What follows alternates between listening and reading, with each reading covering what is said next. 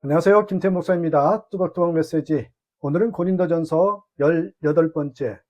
가장 놀라운 것은 성령이 내 안에 계신다는 것이다. 가장 놀라운 것은 성령이 내 안에 계신다는 것이다. 고린도전서 12장 1절에서 31절의 말씀 가지고 함께 뚜벅뚜벅 걸어가겠습니다. 성령의 은사가 귀하지만 교회 안에 큰 시험을 일으키기도 합니다. 고린도 교회가 성령의 은사 문제로 큰 환란을 겪었던 대표적인 교회였습니다. 한국 교회도 마찬가지 어려움을 겪었습니다. 그것은 성령의 은사가 무엇인지 제대로 알지 못하고 갈망하였기 때문이지요. 그래서 사도 바울이 신령한 은사들에 대하여 여러분이 모르고 지내기를 나는 바라지 않습니다 라고 1절에서 말한 것입니다.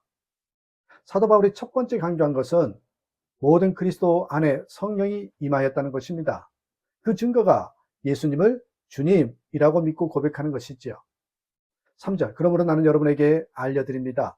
하나님의 영으로 말하는 사람은 아무도 예수는 저주를 받으라 하고 말할 수 없고, 또 성령을 힘입지 않고서는 아무도 예수는 주님이시다 하고 말할 수 없습니다. 여러분 예수님을 믿으십니까? 그렇다면 예수님을 만나보고 음성이라도 들어보셨습니까? 보지도 듣지도 못한 예수님을 믿는다고 하는 근거는 무엇입니까? 성경 때문입니까?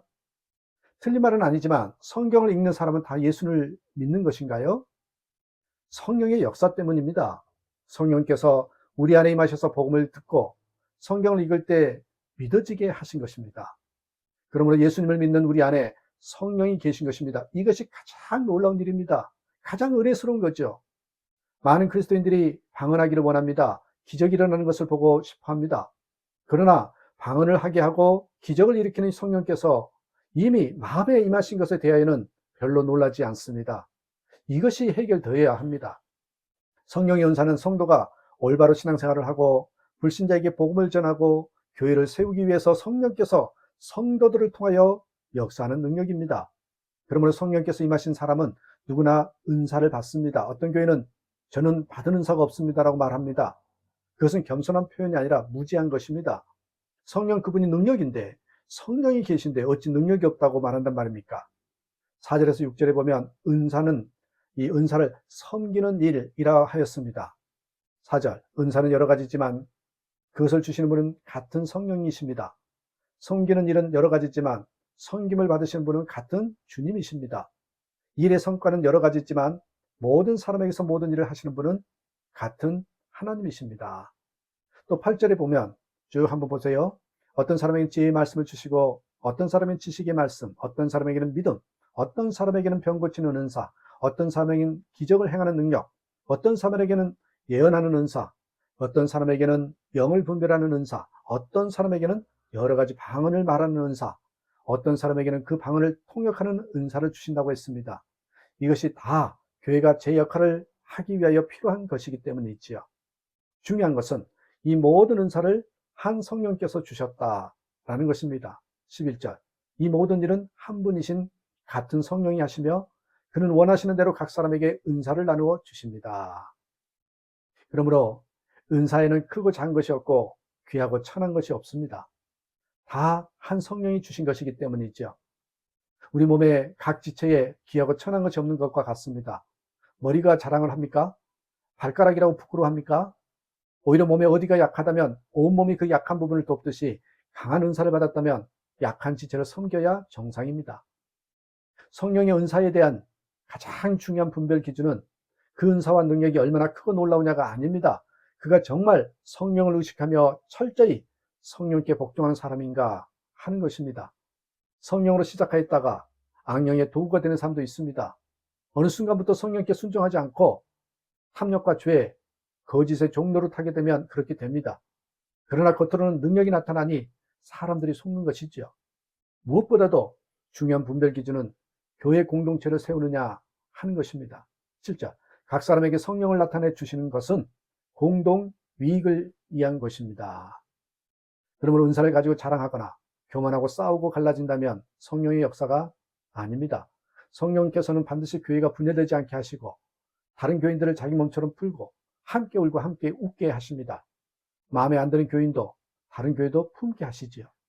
25절, 그래서 몸에 분열이 생기지 않게 하시고 지체들이 서로같이 걱정하게 하셨습니다. 한 지체가 고통을 당하면 모든 지체가 함께 고통을 당합니다. 한 지체가 영광을 받으면 모든 지체가 함께 기뻐합니다. 여러분은 그리스도의 몸이요 따로따로는 지체들입니다. 은사를 구하되 능력을 구하기보다 교회 공동체에 필요한 것을 주시기를 구해야 한다는 말씀입니다. 우리는 은사보다 그래서 성령께 더 주목해야 합니다. 기적보다 더 크신 성령께서 여러분 안에 계십니다. 빌립보서 2장 13절 너희 안에서 행하시는 일은 하나님이시니 자기의 기쁘신 뜻을 위하여 너희에게 소원을 두고 행하게 하시나니. 놀랄 일은 놀라야 합니다. 놀랄 일인데 안 놀라는 것이 두려운 일이죠.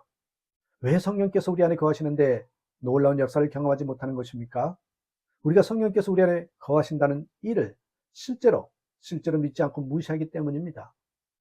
제가 거듭난 것은 놀라운 하나님의 기적을 보았기 때문이 아니었습니다. 제가 실제로 하나님을 믿지 않고 살았음을 깨달았을 때입니다. 그것은 실로 엄청난 충격이었습니다. 나는 보지 못하나 하나님은 보고 계셨음을 알았을 때 그 충격은 말할 수 없었습니다. 저는 방언을 하고 병든 자가 고침을 받는 것을 보고 삶이 변한 것이 아니었습니다. 주님이 항상 함께 하심을 깨닫고 저도 주님을 계속 바라보고 싶었고 그렇게 하기 힘쓸 때 제 삶이 변하더란 말이지요. 여러분 매 순간 성령을 의식하며 살아봅시다. 그저 한두 번 생각하는 것이 아니라 항상 생각하는 것입니다. 그러면 엄청나게 믿음이 달라질 것입니다. 나도 믿습니다 하지 말아야 합니다. 믿음이 다 같지 않습니다. 성령의 충만함의 생각도 감정도 달라집니다. 진짜 복받을 길이 보입니다. 세상 두려워하지 않고 무조건 성령께 순종하며 살아봅시다. 그러면 반드시 은사가 나타납니다. 그리고 교회 공동체가 놀랍게 세워집니다. 그래도 귀한 은사가 있지 않겠습니까? 라고 생각한다면 있기는 있습니다. 하나님께서 영광 받으시고 교회에 덕을 세우는 은사입니다. 그것이 이제 곧 고린도전서 13장에서 소개될 것입니다. 늘 은사보다 성령께 관심을 두는 저와 여러분 되시기를 주님의 이름으로 축복합니다. 감사합니다.